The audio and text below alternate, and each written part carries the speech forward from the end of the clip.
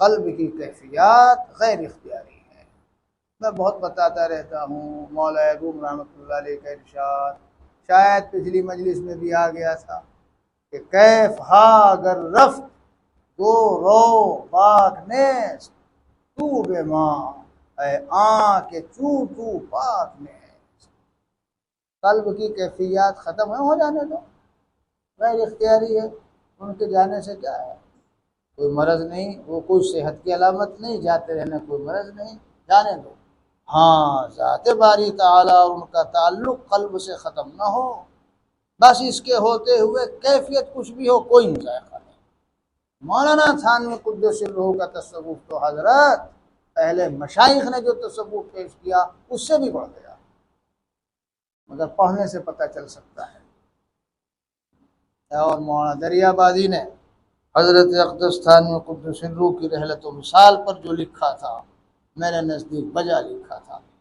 ویسے نہیں کہہ رہا ہوں کبھی تم سمجھو جذبات میں نہیں کہتا، صورت ہو سکتا ہے کسی کو جذبات کسی محسوس ہو، میرے جوش میں ہوش نہیں ختم ہوتا اللہ کے فضل و کرم سے، بزرگوں کی جوتیوں کی برکت سے، جذبات میں نہیں کہتا، صورت ہو سکتا ہے کچھ، کبھی کبھی آواز کے بڑھ جانے کی وجہ سے آپ لوگوں کو جذباتی محسوس ہو، میں جذباتی نہیں ہوں۔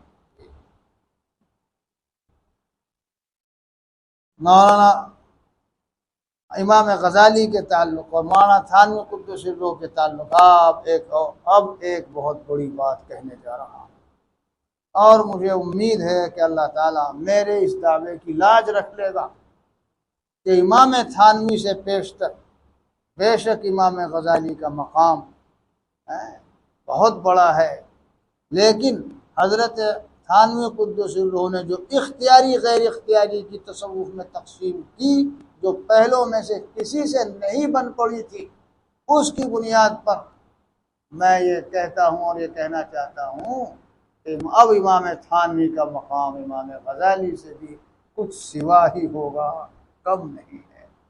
لکھا ہوا ہے، ان کی کتاب ہے معاصرین، کچھ چھوٹے کچھ بڑے کچھ برابر والے، وہ خاص صاحب اسلوب ادیب سے مولانا عبدالمجید دریابادی، نام رکھنا بھی ان کا ایسی معاصرین، پھر بین قوسین کچھ چھوٹے کچھ بڑے کچھ برابر والے۔ سب سے پہلے حضرت مولانا تھانوی قدس الروح کا تذکرہ ہے، پڑھیں اس میں اندازہ ہو جائے گا۔ حضرت نے تو اور خود فرما دیا، حضرت نے فرمایا اب تم متقدمین کی کتابیں مت دیکھو تصوف کے تعلق سے، اب تم میری ہی کتابیں دیکھو۔ کوئی کہے گا لو صاحب الیاذ باللہ ان میں تو بہت عجب و خود پسندی ہے، ارے سارا انہوں نے ہی سمجھا، دوسرے نے کچھ سمجھا ہی نہیں، الیاذ باللہ ہے تو متکبر معلوم ہوتے ہیں۔ تم سے کوئی پوچھ لے ذرا تکبر کی حقیقت بتائیے، بتاؤ تو ذرا، اور وَادْعُوا شُهَدَاءَكُم مِّن دُونِكُمْ إِن كَانُوا قَابِلِينَ، جاؤ اپنے گرو گھنٹالوں کو ہی بلا لو، تمہیں پتہ ہے کسے کہتے ہیں تکبر؟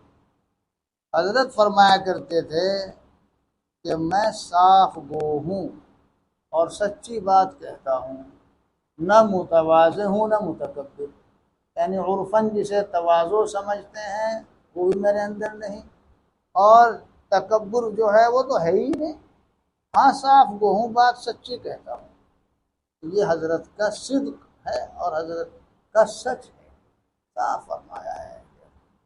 کیوں؟ ان میں بڑا ہر چیز کو اس کے محمل پر محمول کرنا مشکل ہے۔ حضرت نے وہ سب صحیح تحقیق و تصحیح کی چھلنی میں چھان پٹک کر گودا الگ اور چھلکا الگ کر دیا اور آسان کر دیا، اس لیے فرمایا کہ تم میری ہی کتابیں دیکھو، اور سچ فرمایا حضرت نے، تو آدمی کو اشتباہ نہیں ہوگا۔